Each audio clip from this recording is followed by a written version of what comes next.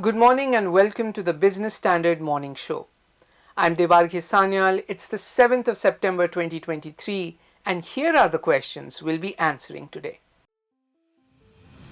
Why consensus is the key to one nation, one election?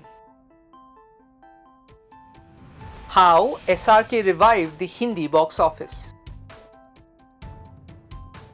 Does the rally in Vodafone Idea stock have more legs? And what is the revised national curriculum framework? General elections are drawing close, and so are assembly elections in 5 states. What if they are held together? The government has formed a panel to study the feasibility of simultaneous elections or one nation, one election. It has been there in BJP's 2014 and 2019 manifestos, but not all are in its favor. Congress has claimed the move will sabotage democracy and the constitution. Kasturi Akhil and Ashutosh Mishra find out why consensus is key for the one nation, one election plan to become a reality.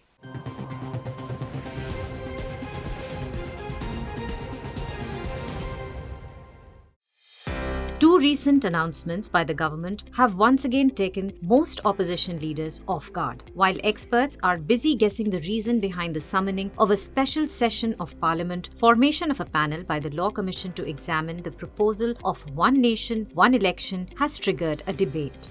The 8-member panel, led by former President Ram Nath Kovind, will assess and propose changes to the Constitution, the Representation of the People Act, and any other relevant laws needed to hold simultaneous polls.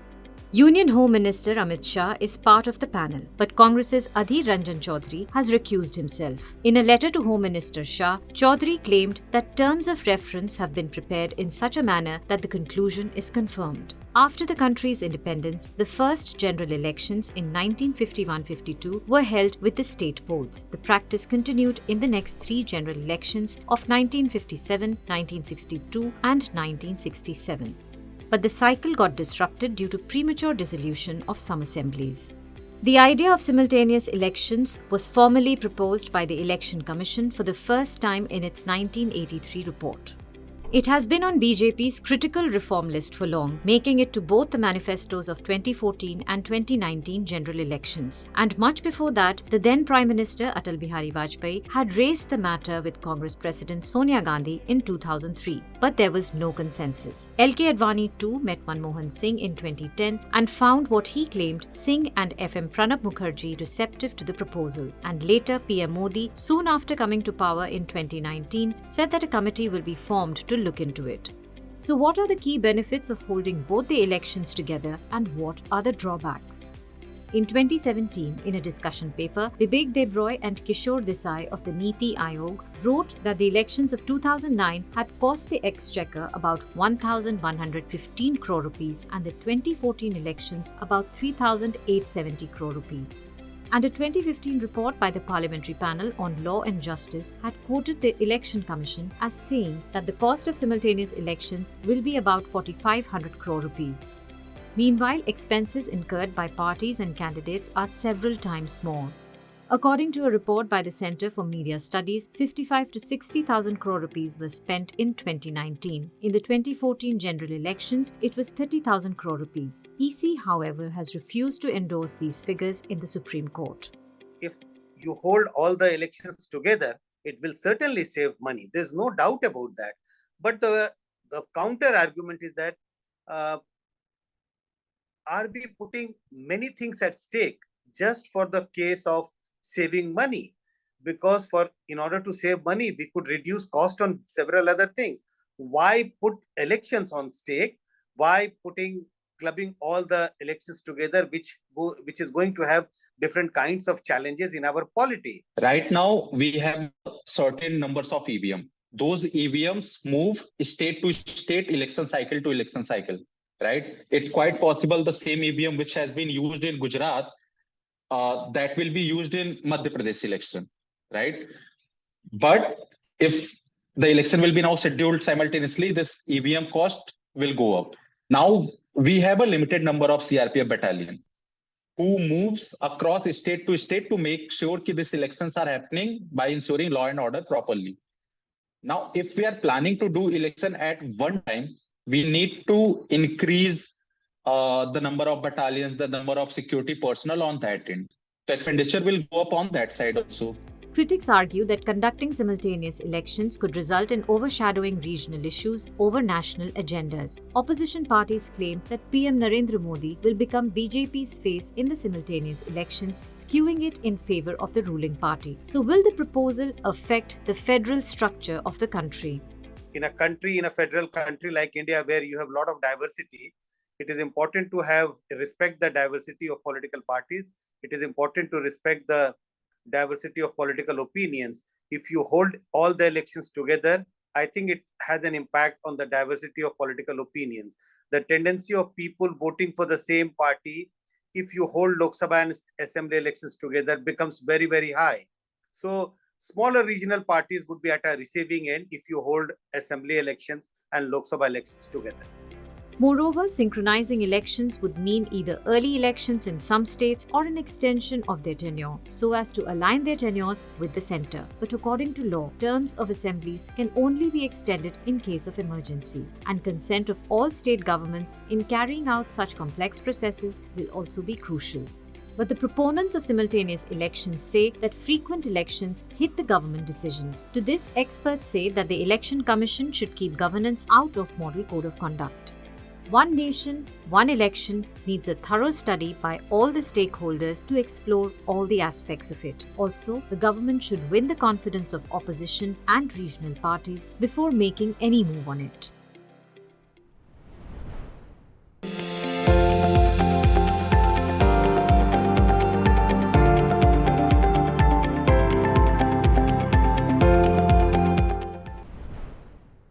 And it is not just the seasoned netas. Bollywood flicks too have been big crowd pullers. But somewhere around the pandemic, it lost its magic.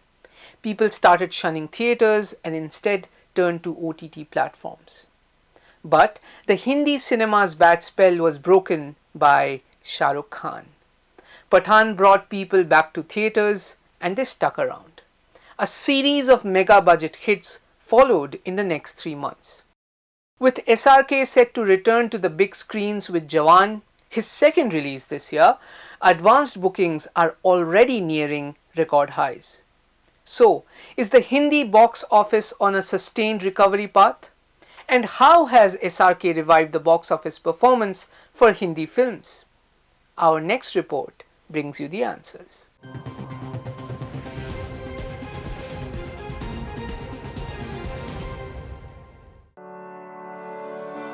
After nearly 3 years, cinema halls in India are full again. Movie buffs are crowding the popcorn stalls and cineplexes are back in full swing. Movies like Gadar 2, Satya Prem Ki Katha, Rocky or Rani Ki Prem Kahani, OMG 2 and even small to medium budget films like Zara Hatke, Zara Bachke and Dream Girl 2 have seen their profit margins widen rapidly from pre-booking to opening and beyond. Since the theaters have opened up over the last 1.5 year in the post-COVID era, it's only Hindi content which has struggled the most. If you're in terms of the broader footfalls, I think Hindi content is down close to 35 to 40% versus pre-COVID levels. So in the last 3 to 4 months, we have seen a better trend as far as Hindi is concerned.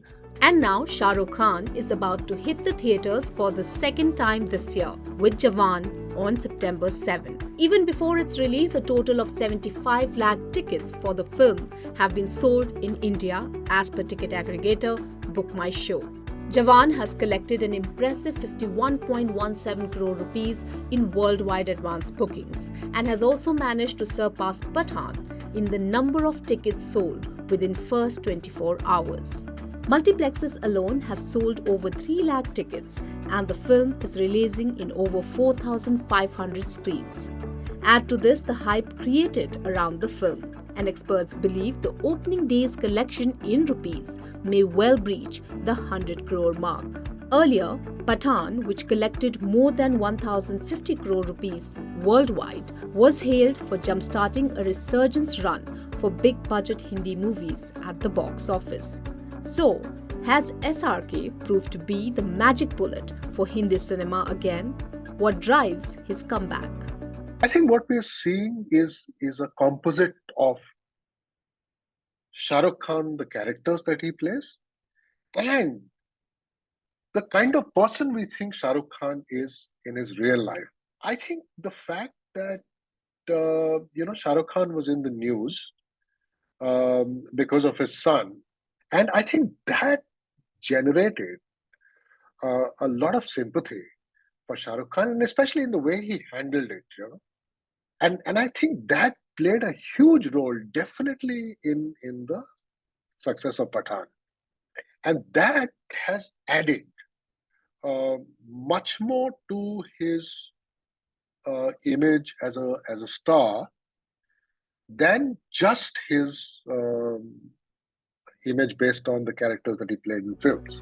Besides Shah Rukh Khan, the return of Sunny Deol with the second part of the Gadar franchise 2 was also celebrated at the box office. Gadar 2 and OMG 2, both franchise-based films, have reported strong net numbers, 3.8 billion for the former and 1.1 billion for the latter. Big-budget films with high-octane action sequences driven by the film's star power hark back to a cinema viewing experience of the 90s and early 2000s. Films like Rocky and Rani, on the other hand, offered a blend of big-screen spectacle with nuanced narratives and progressive themes.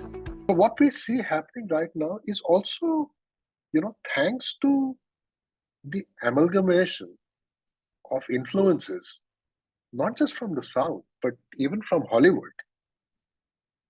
In some sense, it's benefiting from the fact that people are now not just exposed to one language or one type of film.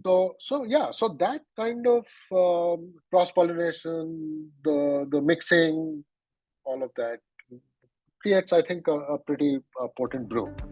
Together, the impact on the Hindi box office has been positive so far. Ticket prices have remained elevated on a quarter-on-quarter basis. Occupancy levels in multiplexes are expected to move beyond the pre-COVID levels of 32% per month average towards 34 to 36%. So, is this recovery sustainable? That is still a question mark because if you look at the films that have done well, large budget Hindi box office contribution has been close to 80%, which means that small medium budget content still remains to be a laggard here. Over dependence on large budget films is not a good sign because eventually you cannot have more than 15-20 large budget films in a year, and the success ratio always is not in your favor. So assuming that maybe only 40 or 50% of these films do well, Hindi box office, could see a negative impact in terms of collections versus pre-COVID. In the post-COVID era, these new stars haven't reported collections of 300-500 crores. That is a worrisome sign which is there. To sustain the box office recovery, middle and small budget films too have to return to their pre-COVID numbers. Analysts believe unless the young generation of Hindi stars live up to the audience's expectations, the nostalgia factor associated with the return of older actors will not be enough to sustain the recovery. Movie magic has also cast a spell on some Dalal Street stocks, it seems. Shares of PVR Inox have surged over 25% in the last 3 months. And for Vodafone Idea too, it has mostly been a one-way street at the bourses in the last 6 months. Its stocks have zoomed around 46% as compared to a near 9% rise in the S&P BSE Sensex during this period. But what's powering the rise in this counter, according to analysts, and is the up move here to stay? Nikita Vashisht brings you all the answers and the ideal strategy for this stock in our next segment.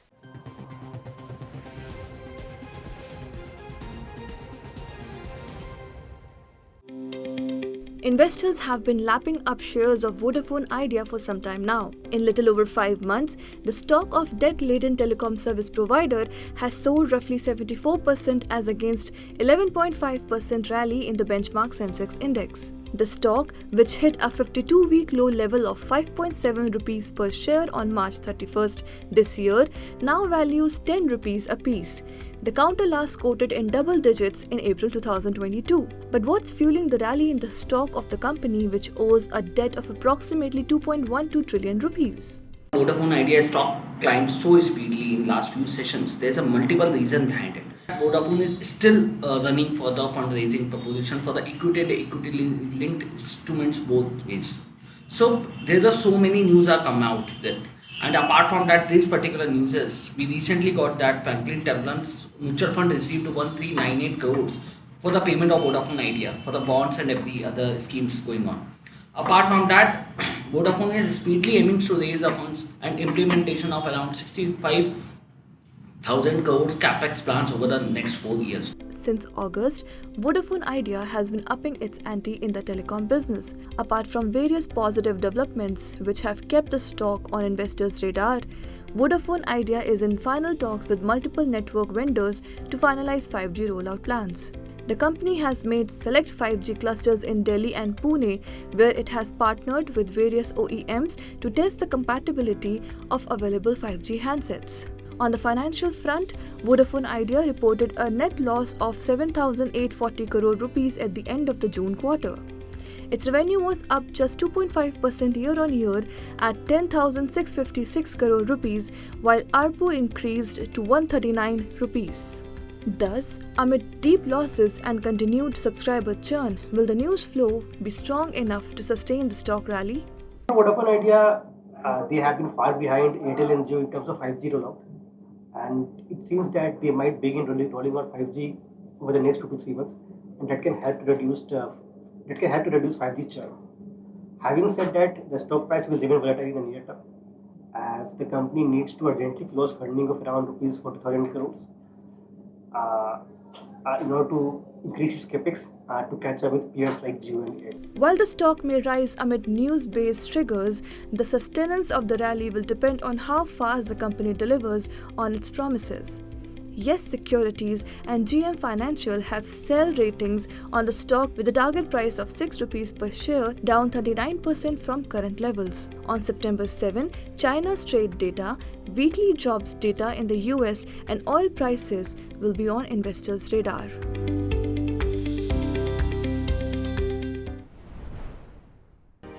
He's making plans for an early retirement. Business Standard. Moving on, late in August this year, the government came out with revised National Curriculum Framework.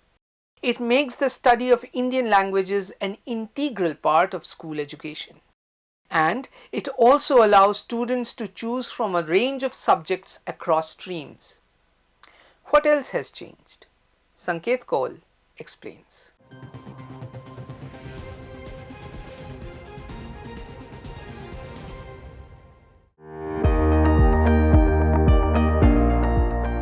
The National Curriculum Framework serves as a guideline for the implementation of the National Education Policy 2020. It helps in designing syllabus, textbooks, and teaching practices in the country. The framework aims to introduce multidisciplinary education, nurturing values, fostering creative pedagogies, and preparing students for practical problem solving. The revised National Curriculum Framework divides school education into 4 stages. Foundational from preschool to Standard 2, preparatory from Standard 3 to 5, middle from Standard 6 to 8, and secondary from Standard 9 to 12. There will be 2 board exams in each academic year instead of 1. Students will also be allowed to choose subject combinations from arts, science, and humanities in Standard 11 and 12. The National Council of Educational Research and Training, or NCERT, has set up a 19-member committee to design new textbooks from Standard 3 to 12 based on the revised NCF. The framework in its revised form aims to transform the school education system in India. As per the NCF 2022 document, it aims to help change the practices in education, school environment, and culture to induce a holistic transformation. The revised National Curriculum Framework has suggested holding board exams twice in an academic year. This would ensure that students are judged based on a best of two marking system. The framework also proposes internal examinations for co-curricular activities that help in the all-round development of the student. And would the revised framework implement the three-language policy? The answer is yes and no. Students will have to study 3 languages in Standard 9 and 10, 2 of which will have to be Indian. This will be reduced to 2 languages in Standard 11 and 12, 1 of which will have to be Indian. The new framework also places an emphasis on Indian languages being the medium of instruction in the formative years of the students. It is scheduled to come into effect from the next academic year, that is 2024-25.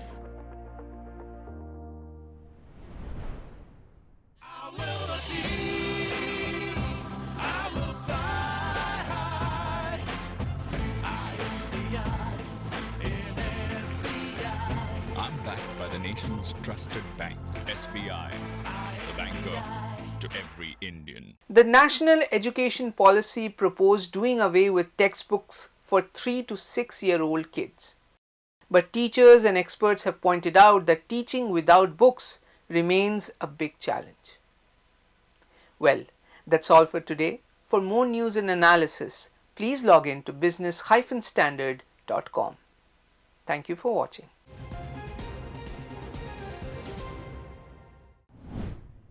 If you like this video, share it and subscribe to Business Standard. For more news, views and insights, log on to www.business-standard.com. Do also follow us on YouTube, Twitter, Facebook, Instagram, Telegram and LinkedIn.